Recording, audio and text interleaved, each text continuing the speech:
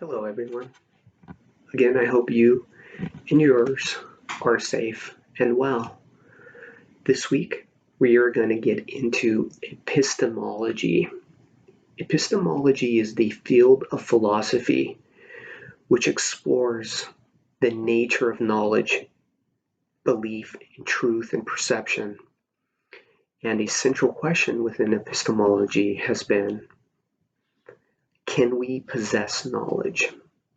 What is knowledge, and can we even possess it?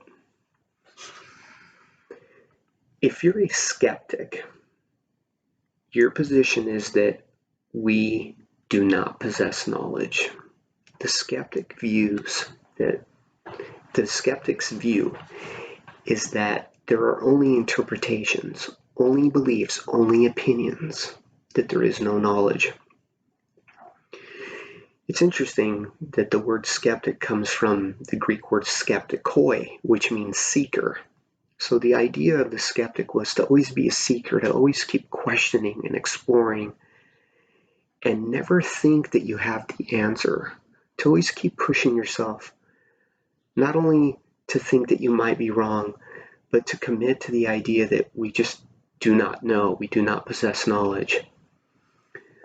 Now note this, I think that you can go through life with a skeptical attitude without being a skeptic. Keep that distinction in mind.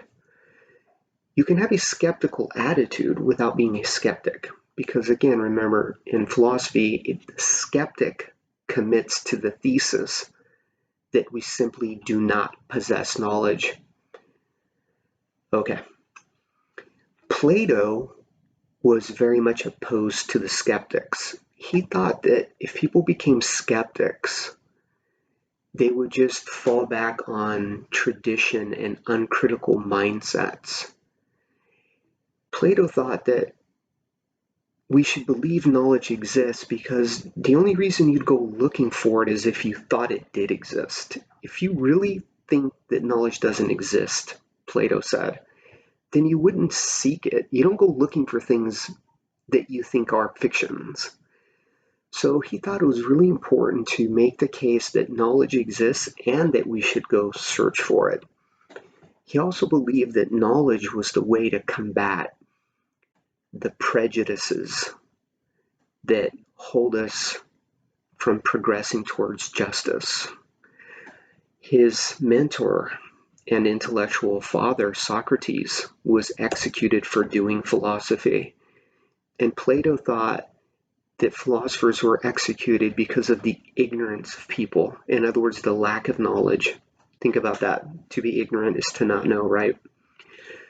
So Plato thought knowledge was really important, and he spent a great deal of his life trying to understand it and argue in favor of its existence and in coming up with methods about how to achieve knowledge.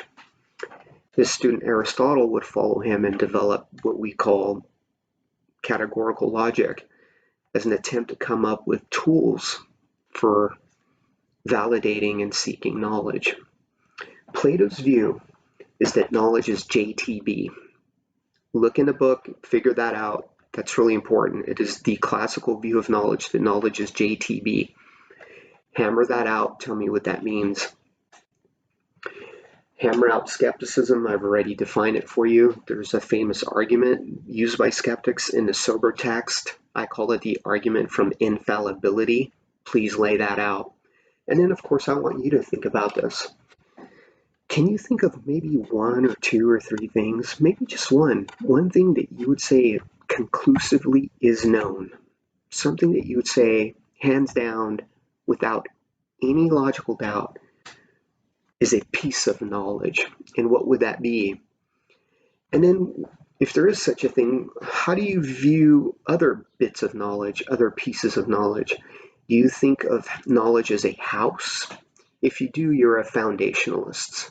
Foundationalists think of knowledge like a house or temple. Their view is that we need to find some absolute ground that is logically indubitable, meaning you can't logically doubt it. And then you build a house, a superstructure on top of that foundation. Now, some people believe that knowledge exists. those people would not be skeptics. If you recall, the skeptic says knowledge cannot be possessed by us, we cannot grasp it. If you believe that knowledge exists and that we can possess it, you don't have to be a foundationalist. You can believe that knowledge exists and we can possess it, and you can be an anti-foundationalist. Instead of seeing knowledge as a kind of house, you could see knowledge more as a kind of boat. Think of the nature of a boat. A boat is not something that has a rock-solid foundation. It's more like a coherent structure.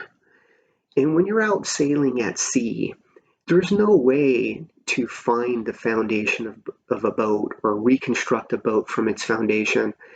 Rather, the best you can do as you're out there in those dynamic waters is find a hole in the boat, let's say a rotten plank, and then hopefully you've got a better piece of wood, a better tool to replace it with. And that's how anti-foundationalists view knowledge. They do not think knowledge has some kind of absolute foundation. Rather, they think of knowledge as a set of tools, and they often model it after a boat instead of a house or temple.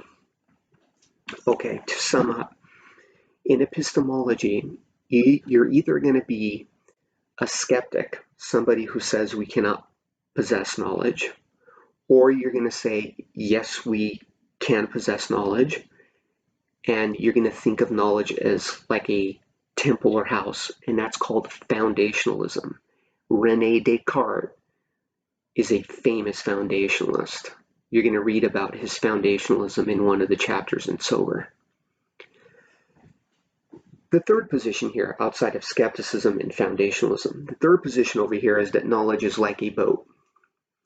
That's called anti-foundationalism. And the position we're going to read about in our book, that is the anti-foundationalist position, it's called RTK, Reliability Theory of Knowledge. According to RTK, we need to give up the quest for absolute certainty. We should just give that up. The best we can do is narrow the parameters of knowledge and say something like, under certain circumstances, in the right environment, given a reliable normal agent, knowledge can be possessed.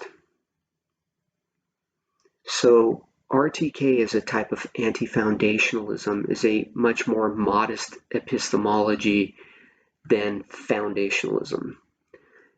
In anti-foundationalism, the quest for certainty is rejected, as is the idea that knowledge rests on an absolute foundation. And according to anti-foundationalism, as we find in RTK, the reliability theory of knowledge, the best we can do is come up with the idea of a reliable situation with a reliable thinking agent, and under those fixed, narrow parameters, knowledge can be possessed.